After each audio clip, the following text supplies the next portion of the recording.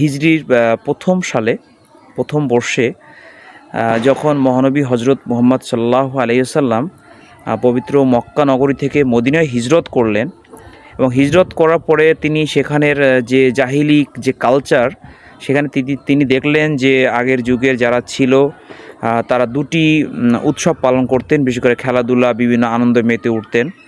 তখন মহানবী হজরত মুহাম্মদ সাল্লাল্লাহু আলাইহি ওয়াসাল্লাম তাদেরকে একটি বাণী দিলেন যে আসলে এর থেকেও অত্যন্ত মধুর আনন্দময় উৎসবমুখর দুইটি ঈদ আপনাদের জন্য আছে, অনুষ্ঠান আপনাদের জন্য আছে, যেটার একটি হলো ঈদ উল ফিতর আর একটি হচ্ছে ঈদ উল আজহা।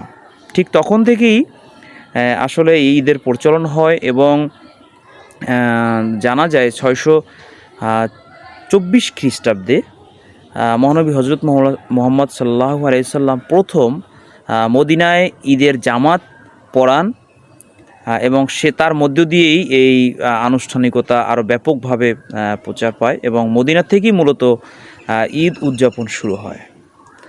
ভিডিওটি ভালো লাগে সবাইকে জানার জন্য শেয়ার করে দিবেন। সবাইকে অসংখ্য ধন্যবাদ। আসসালামু আলাইকুম।